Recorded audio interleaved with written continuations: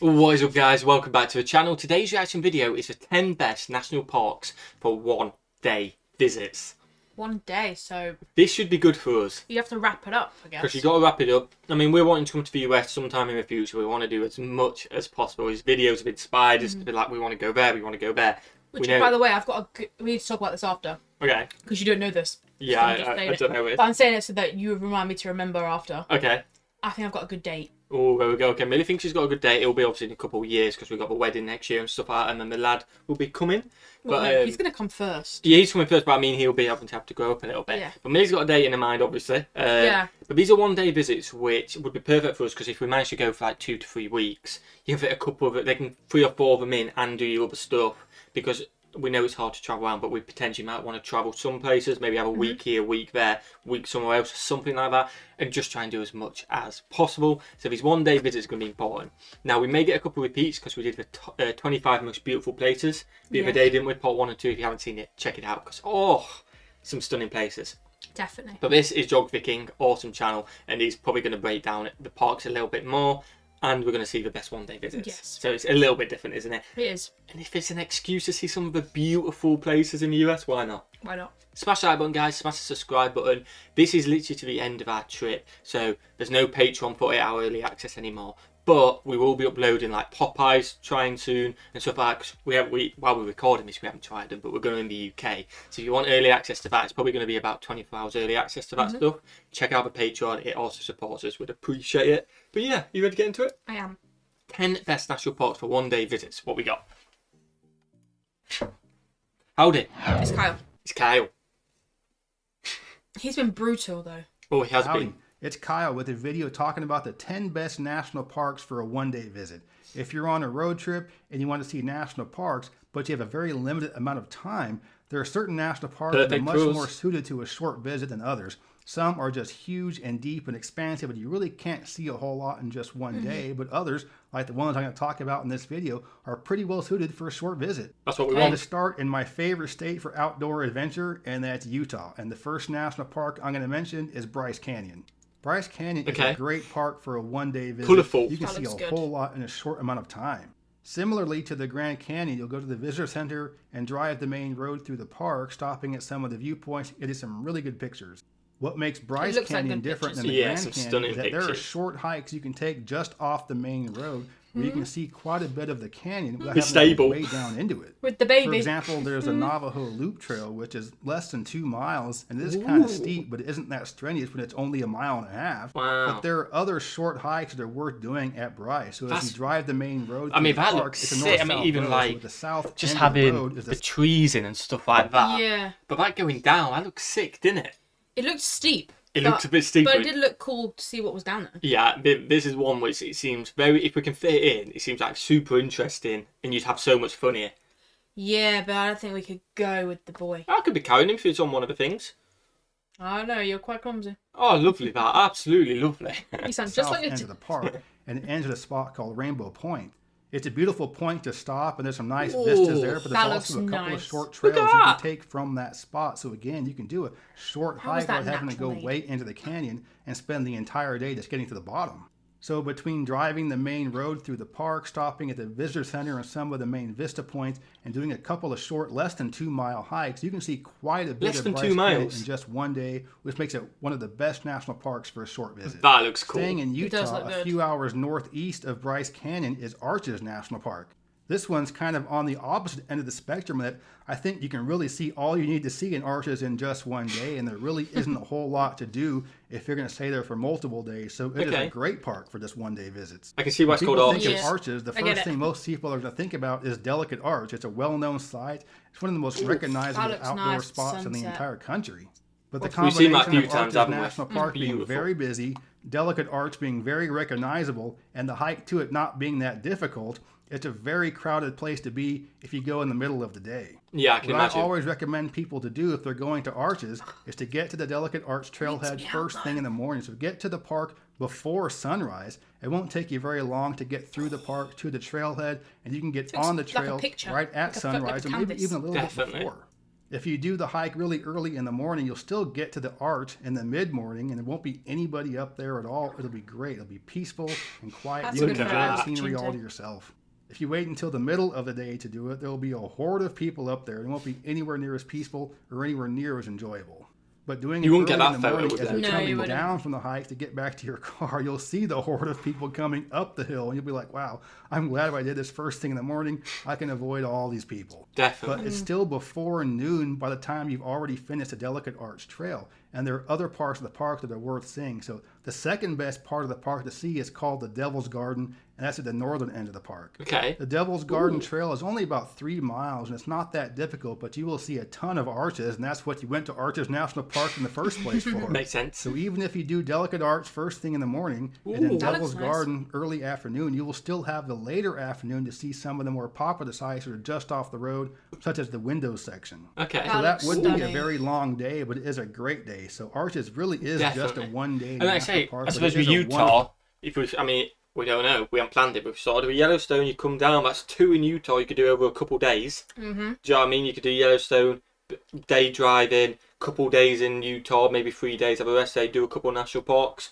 head down a bit further, you know what I mean? California. Potentially divert to California, potentially come over. Nevada, We know it's a lot Arizona, of driving. I'm not saying Texas. it's getting too much, isn't it? We're not going for years. Yeah, we're only going for potentially 3 weeks. We don't even know when we're going, but Millie's got a date. Full day you'll be spending there. Next on this list is Yellowstone. You might be surprised Gotta be done. because Yellowstone is such an enormous national park. I think so, yeah. How could it possibly be good for a one-day visit?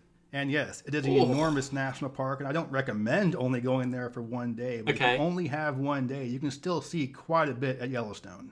But a word of warning, no matter when you go, there is going to be a sea of people there, so don't expect any solitude whatsoever. It's deserved, though, isn't it? It also requires more patience than any other national park I've been, because you're going to get stuck in traffic jams at some point. And there'll be a herd of bison crossing the road, slowing traffic up. But sometimes the bison just stand there, kind of like, baby ones. What are you going to do about it? Run me over? So you might be stuck in traffic. There might be some bears crossing the road, or some bears off to the side. People are stopping there. So you're going to spend some time kind of in some traffic congestion, which is pretty frustrating at a national park, but don't let that deter you, because it is a great park to visit, even for just one day. Yeah. If you do only have one day to visit Yellowstone, I recommend you go to the Norris Geyser Basin part of the park. It's kind of in the middle of the park, but it's a great spot to visit, and isn't anywhere near as busy as the Old Faithful Geyser area. It's a pretty easy walk on a boardwalk around the Norris Geyser Basin, and you'll see a lot of geothermal features. You'll see some small geysers, some bubbling mud. It's just pretty cool to see these kind of geothermal features that you're not going to see really anywhere else on Earth.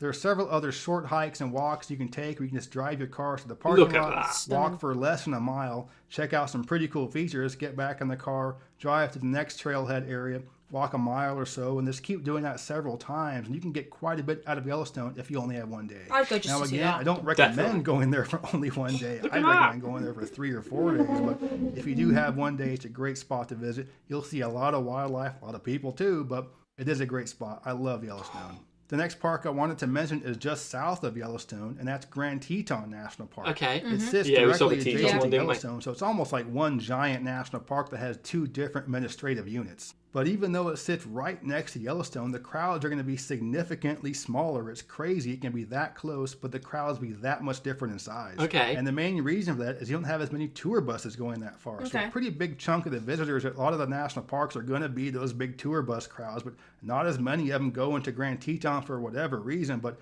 take advantage of it, because the hiking trails will be a lot less busy. And I would assume that most people are on a road trip or visiting national parks, if you're going to visit Yellowstone, you're also going to visit Grand Teton. So if that's the case, don't plan on doing any serious hiking at Yellowstone. See some of the stuff that's pretty closer to the side of the road, but do your serious hiking at Grand Teton. It'll be a lot less busy. You can get way back into the backcountry much more easily. You can do shorter hikes, not really see anybody at all.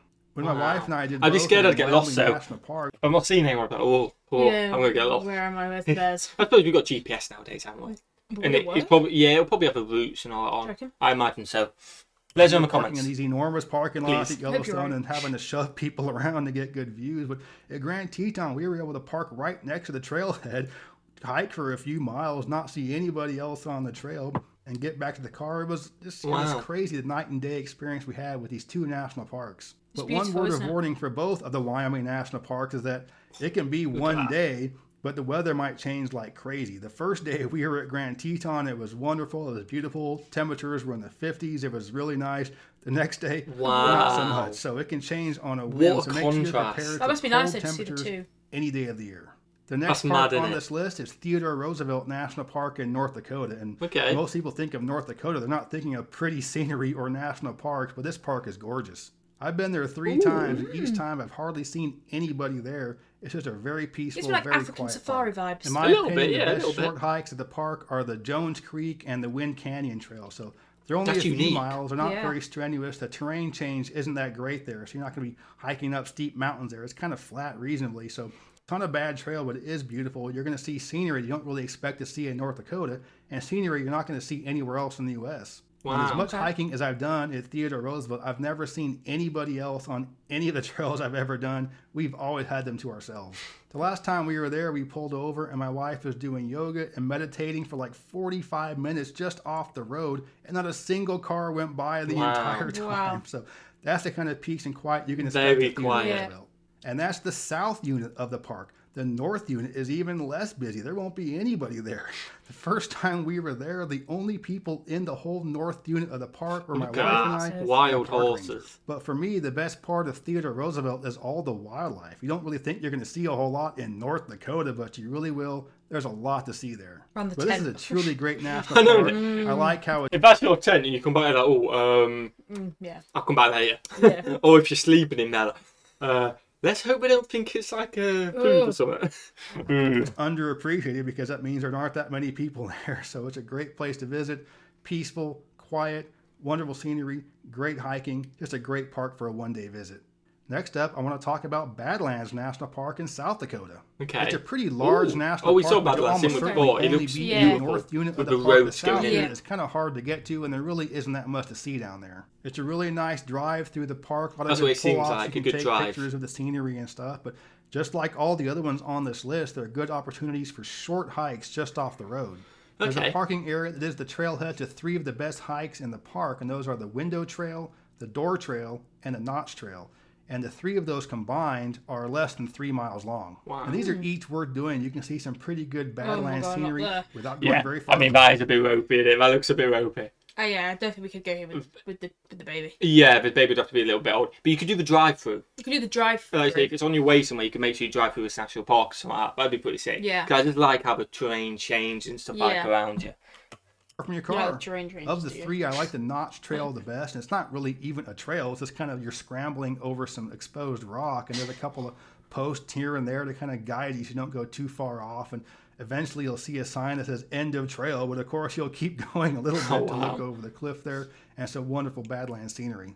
To give you an idea how much you can see in such a short period of time, the last time we were there, we were staying at a motel in Wall, which is a little gateway town outside the park. And it was the last day of our road trip, so my wife was pretty tired. I was pretty tired too, but I didn't want to miss hiking, so I was like, I'm going to go into the park, do some hiking. My wife was like, I'm going to sleep in a little bit. So I went to the park, did all 3 of those short trails, and got back to the hotel before noon. Wow. Of course, I don't recommend only spending a few hours at the park, but that's all you have. You can see quite a bit, but you can see even more in an entire day. So it's a great national park for a short visit. The next park on this list is Redwood National Park in the northwestern corner of California. Oh, these are fat trees. Pretty far out of the way. So if you're on a cross-country road trip, you're not likely to be going through this part of the country, but Redwood is a great national park for a short visit. A theme for all the national parks in this video is that there's a nice drive you can go through the park, and there's also a handful of nice short trails just off the road. So you don't have to go too far to get to a nice hiking trail, and you don't have to hike for, say, 10 miles to see a lot of the park. Here at Redwood, Highway 101 goes north-south through the park. It's a pretty skinny national park east-west, but it is pretty long north-south. Redwood National Park is known primarily for having the tallest trees in the world, so these are as tall as you're going to ever see on Earth. Yeah, they are. There are 2 great spots to see in the park if you're only going to be able to visit for one day. The first is the Lady Bird Johnson Grove, and this is a spot where you can just pull over, do a short hike, and just see some truly wonderful tall trees. And it leads to a spot where there's one particularly huge tree simply called the Big Tree. going down The other part of the park to visit is simply called the Tall Trees Grove, and this is exactly how it sounds. I could never do Just why. like the rest of the park, there's a bunch of really tall trees, but this particular part of the park has a lot of the tallest ones kind of clustered together in one small area. But one thing that might be a little bit of a surprise to people is that Redwood National Park is also right along the coast. So as you're driving along the road, you'll have the beach on one side and the redwood trees on the other side. What a contrast, you can go down to the coastal area. There's a couple of trails right along the coast. It's just really gorgeous. You got these nice, beautiful, scenic type beaches. You're not going to be going out there in your Speedo sunbathing, but these are some really nice coastal areas, some really beautiful beaches to go right up against these gorgeous trees. The next park on the list is the ones that I'm the most familiar with of all the national parks in the country, and that's Sequoia Kings Canyon in the Sierra Nevada in Central California. I grew up right near there and have been to the national park many times, and it's a wonderful place to visit. When most people think of national parks in the Sierra Nevada, they're going to think of Yosemite first. I forget what it's called, but one I want to go and see was like where it's a little, kind of like the little old buildings underneath in the cavey kind of things. Do you remember? I can't remember what it's called. Might be on the list. But it may be on the list. There's a couple more to go. But it's like the one where it's like a rocket and you go down. It's like underneath the cave. Like you got this little village kind of thing. You guys might know what I mean. I think I'm describing it awfully. I think I know what you mean. But that is something that seems really cool. Just with the architecture as well, just an old school one. And I think it's got caves there as well. But just it's like a mini little village, which I don't think anyone lives in anymore. But what has previously been lived in years and years ago, and it looks sick. I think I know what you're talking about. I want to go to that one. We've seen it a few times on these. Which is much more highly visited and much more well known, but Sequoia Kings Canyon is also just as beautiful. Sequoia is most well known for having the largest trees in the world, whereas Redwood has the tallest trees in the world. Yeah, they're just as fat. Sequoia has the largest trees by volume. Of course, Redwood trees are huge by volume and Sequoia trees are tall, but these are the largest trees in the world. That's massive. The most popular part of the park to visit is the giant forest area. And this is where you have the General Sherman tree, which is the single largest tree in the entire world. That's what I was thinking of. You also have many other huge sequoias right near there.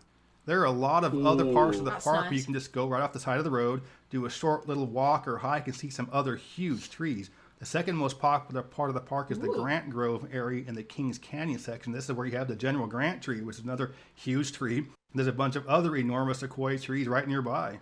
And just as how Grand Teton has a lot fewer visitors than Yellowstone, Sequoia Kings Canyon has many fewer visitors than Yosemite. So it's a wonderful, beautiful national park. It's still going to be kind of busy in the summertime, but it's not going to be anywhere near as busy as Yosemite, even though the scenery is just as nice, and it's a wonderful national park for a one-day visit.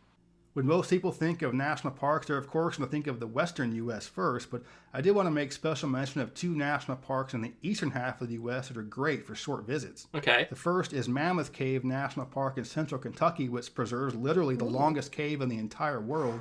There's over 350 miles of known passage. In my opinion, the best way to spend a day at Mammoth Cave is to do a walking tour in the morning. So the tour is going to go to the part of the cave where it's got lights. Yeah, I wouldn't be able to do like the cave diving where they're having to crawl and stuff like that. If there's a path, I can cope with that, yeah. I can cope with that. That's cool. Trails, and it's pretty easy to do a short little tour there. They also have a couple of longer ones, but you do get to see some pretty cool cave without having to go way back into it. But if you're more adventurous, in the afternoon, go on a wild cave tour where you go into the back part. Yeah, I can't do that. Crawling, squeezing, climbing up on stuff. The only lights you're going to have are the ones on your helmet. No. You'll be wearing gloves and knee pads. And I can't do that. And you might be like, oh, hell no, I ain't doing that. But it isn't anywhere near as scary as you might think. So when people think about wild cave tours, they tend to focus on the climbing and the crawling and the squeezing. It's my heart racing. It isn't the whole tour, so you will be doing some climbing and crawling, but most of the tour you're going to be walking, including some areas where it's just a huge passage. And even if you absolutely refuse to go on a wild cave tour, I still do think that Mammoth Cave is a great national park to go to for a short visit. Okay. You can do a walking tour in the morning and a different one in the afternoon. So you can just go into the parts of the cave with the lights and the stairs and the handrails. But we'll do that. Different parts of the cave because there are multiple walking tours. The vast majority of the population is never going to even set foot inside of a cave. So that's why I think it's wonderful to go to Mammoth Cave, because it is the largest cave in the world. That is true. And it's right here in the U.S. And the last national park I'm going to visit on this list is Congaree National Park in central South Carolina. It was originally known as Congaree Swamp National Monument, but when it became a national park, they dropped the word swamp. It's a really easy park to visit for just a short stay. There's a boardwalk that goes around through some of the parts of the park, and it's elevated. So in times when it's flooded, you'll be above the water. Oh, that's good. I've been there many times. It's pretty cool to see it when it's in both drought stage and later on when it's in flood stage. You can see just how much the park changes. And because it is basically just walking on a boardwalk, of course, it's not going to be strenuous at all. And there are parts where it goes a little bit lower onto the swamp floor, but you're still on a slight boardwalk or on some dirt, and there's no elevation, so it is a pretty easy walk no matter what part of the park you're going to. The scenery is very unique. It's very different than the Okefenokee Swamp in Georgia, or the Everglades in Florida, or the bayous of South Louisiana. So even though they're all technically swamps, they all look a little bit different, and Congaree is very unique. And even though it's only a half an hour from Columbia, which is the capital of South Carolina, it's a very lightly visited national park. And every time I've been there hasn't really been that many people there. Oh, well. So if you are, say, on a vacation to Charleston, I think it is worth the hour or so drive to get up to Congaree National Park. Well, I won't kayak there, though. It's an easy national park to get to and to visit, and it's really unique. You're not going to see anything else like it in the U.S. or in the world. So that's my list. There we of the go. top 10 national parks. Some on there which I think we potentially wouldn't prioritise. Maybe that last one. If we found ourselves, we'd probably enjoy it, but I don't think it's priority for our trip. It's not like a Yellowstone. No, but there's some absolutely beautiful ones on there. Don't be wrong, that was. The cave would be interesting. We wouldn't do the wild cave. No way. Oh, maybe we should do some reactions to it because it's like. Oh no, it gets my heart racing. Let us know in the comments if you want to see that. Let us know how many of these you've been to and if you enjoy them and what you enjoyed best about them in the comments below. Yes. We're going to plan our US trip. Millie's already got a date, I imagine, for 2 years' time or something like that. I'm about to tell you. Smash that button, guys. Smash the subscribe button and watch the video. Have a fantastic day. And we'll see you, legends, in the next one. Peace.